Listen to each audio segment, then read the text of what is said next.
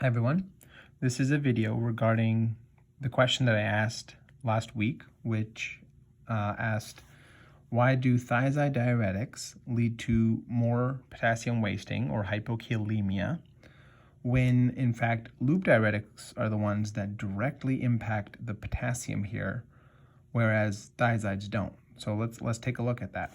So sodium potassium 2 chloride channel being blocked by loops, and then the sodium chloride cotransporter being blocked by thiazides. As you see here, no potassium.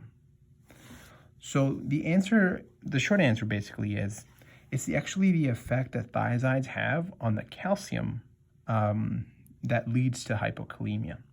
Now, to answer that question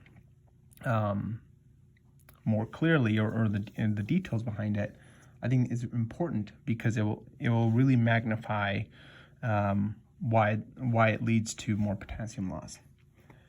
Okay, so we've already established that thiazides don't directly impact the potassium, right? So both thiazides and loop diuretics, okay, lead to an increased distal sodium concentration. What do I mean by that? So sodium is being blocked here, sodium is being blocked here. So there's more sodium in this low lumen, and as this travels, you're gonna have more distal sodium, okay? If there's more distal sodium, okay, what happens? So these ENaC channels, okay, get activated, and they take sodium across the cell, okay?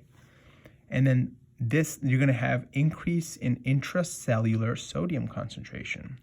That is going to activate the sodium potassium ATPase pump, and it's going to take that intracellular sodium and put it back into the blood. So here is the blood, and this is urine. Okay, so and then it's going to take the potassium, and then it's going to take it from the blood and excrete it into the cell. Okay, and for the same reason, because there's potassium accumulating in the cell, okay, that potassium these gates are going to open, and the potassium is going to be excreted into the urine.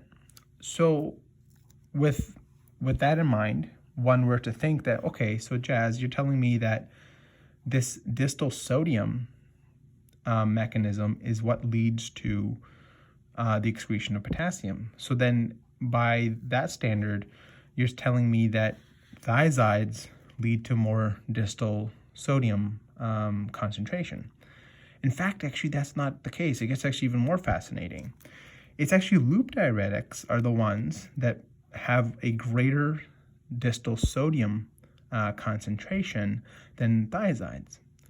Okay, so now you're thinking, okay, what the hell, Jazz? Like, why that doesn't make any sense? Okay, so bear with me. This part's the most challenging part, but once this makes sense, hopefully it clicks.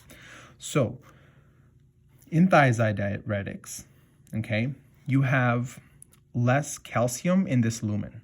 Why? Because this channel, which is a selective calcium reabsorptor, I don't know if that's a word, but I'm going to make it a word.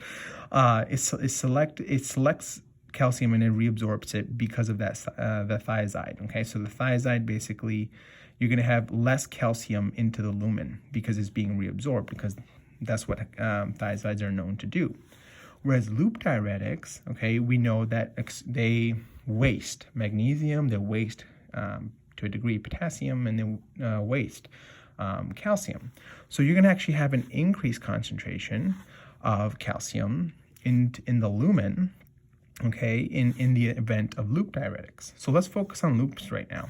So if loops have an increased concentration, okay, of calcium in the lumen, what that's gonna do is, as this sodium is being reabsorbed and the pump is doing its thing, this intracellular potassium concentration, these gates are gonna slowly kind of wall off. And the reasoning behind that is, you already have a positive cation into the lumen. Okay, so the electric gradient difference is not as big. Okay, so if it's not as large, it's not as vastly different. So there is going to be some potassium excretion, but some of these channels are going to close off because they're like, okay, we sense a lot of cations in the urine, Therefore, we're just probably going to hold off on there.